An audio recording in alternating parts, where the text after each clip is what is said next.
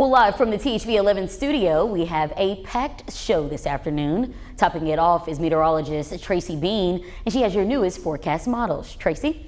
Well, good afternoon. We are at 78 in central Arkansas. A few 80s already starting to pop around the state. Now, we do have the potential for a few storms later this afternoon, but mainly in eastern Arkansas. We'll talk about that here in just a second. But take a look at these 80s, and again, we're starting to see that northwesterly breeze. It's going to be a little gusty today, around 20 miles per hour, and then we're going to start to see those clouds move out of here and some clear skies overnight tonight. So that is beautiful. We are looking for those temperatures remaining a little cooler to our north. We've got this frontal boundary continuing to push through the state later today. So that is why you're seeing mainly 80s in central and southern Arkansas. Now, when we're talking about those storms to our east, the Storm Prediction Center does have eastern Arkansas in that 2 out of 5 category. So with that, we could see some quarter-size hail, and we also could see some gusty winds. But the good news is those storms will be few and far between. So we'll talk a little bit more about that and what to expect coming my forecast in just a few minutes. Tracy, thank you. We have new information to report. A student is recovering from their injuries after being hit by a car, who then took off from the scene. The THV 11 News team spent this morning making calls. According to Dardanelle Police, the person hit was a student attending Dardanelle Middle School.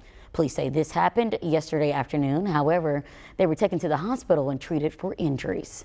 This is a developing story, so our team is still working to find new information. However, police say they're searching for a maroon Toyota RAV4. The front end could have headlight damage. Police say they might have a person of interest, but of course, we'll monitor this into the afternoon and new details will be provided tonight. There's a new update in the death toll from last weekend's storm damage. The Division of Emergency Management confirming a third person has died. This time they were discovered near Walnut Ridge. A man reportedly had been missing since last weekend. On Wednesday, his body was found close to U.S. Highway 412. Don't take life for granted. Take every moment you can to be with your kids.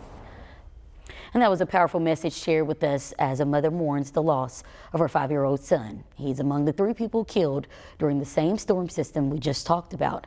The woman you just heard from is Cassandra Pacheco. She told us they lost power on Saturday, and when this happened, they were inside their mobile home on Mapleville Pike. She says she then moved her kids to the back of the house for safety, but she says a tree came crashing down on them, and unfortunately, her son was killed as a result. He loved meeting new people. Wherever we go, he would just say, hi, or what's your name? He was a very outspoken kid. He never, not once, did not put a smile on anyone's face that he has met. There is a GoFundMe for her child's burial costs that's posted on THV11.com.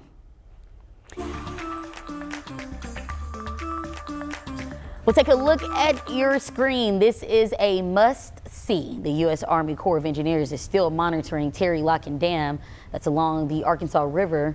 We reported a barge had capsized running into the dam. Operations are normal. However, the Corps says they aren't yet sure or able to access the damage. Because we've got about 160,000 cubic feet per second pressing it up against the dam. As flows go down, we'll continue to monitor it, and engineers are working on plans to operate the gate so that we can try to keep pressure on it. And that is they aren't able to assess. Now the Corps is trying to find the barge owner. Until they do, Townsend says river traffic shouldn't have any issues. We'll, of course, continue monitoring developments there. In the meantime, flooding continues to be an issue in parts of Arkansas. One man's actions are on display. A Ouachita deputy jumped into action rescuing a couple from floodwaters. We sent our team to meet Deputy Nathan Lane, and he says he got to the house where the couple were trapped. According to him, they would have had to wait 30 minutes before helping them. However, he decided to take matters into his own hands. I just knew that I was gonna more likely have to save someone from it. It's just a matter of time. I was like, if someone's gonna walk in there, I'm gonna walk with them because it's my job to get people out of to safety. Waters are still high in that area. Anyone able to get out safely is encouraged to do so.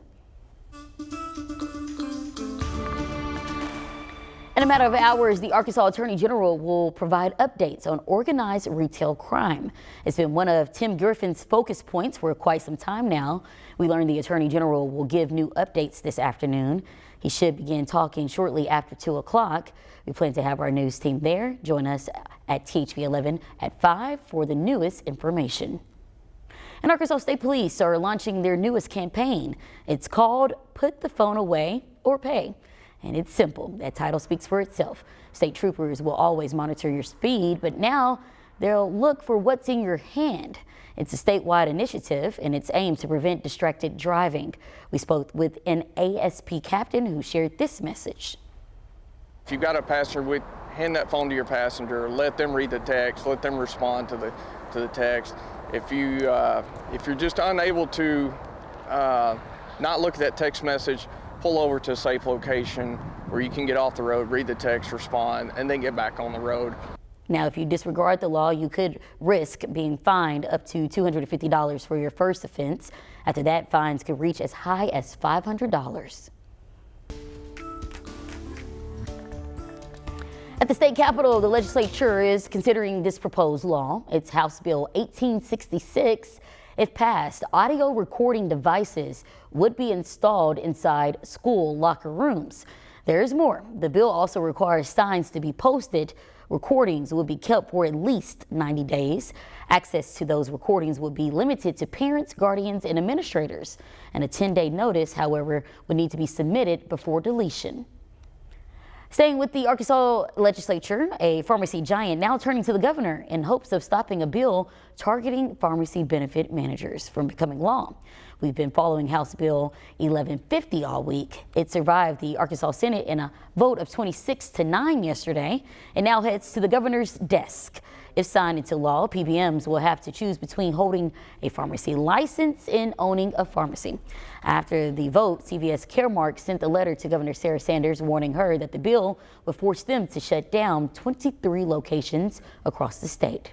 Now, according to the company, which is now asking the governor to veto the bill would disrupt communities' access to needed medications.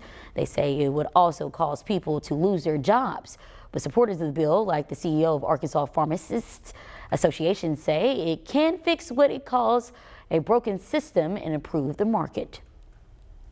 And we're confident with a competitive market. Currently, the market is anti-competitive, but with the passage of this bill to improve competition, we think it's pro-business, pro-competition, and pro-patient. Right now, we don't know what the governor will decide. However, we will update you here on air and online when and if she signs the bill.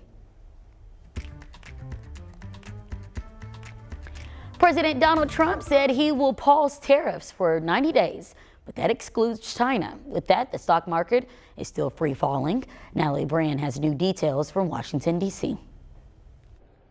With a 90-day pause on reciprocal tariffs in effect, the Trump administration says it's already reviewing new trade offers from around 15 countries.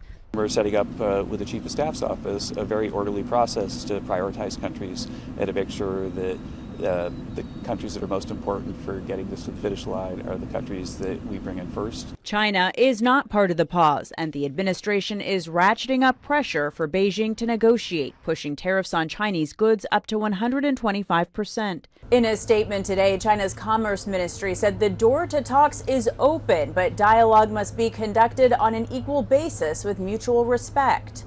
I think President Xi is a very smart guy, and I think we'll end up making a very good deal for both. The high tariff means a $100 product from China could now cost $225.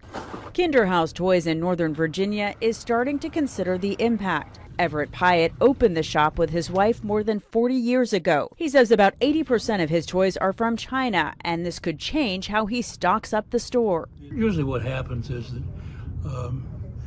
the average sale goes down a little bit. People start looking for less expensive items.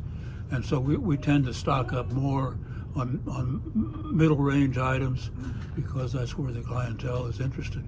Pyatt is closely watching what happens next and hopeful a deal can be reached soon. Natalie Brand, CBS News, Washington. If you book with Southwest Airlines, changes are coming. We have the verify on their new policy for checked bags. And it's been a gorgeous day out there, a little breezy at times. We do have the chance for some storms in eastern Arkansas. Stay with me. We'll talk about the timing and what to expect coming up in just a few minutes.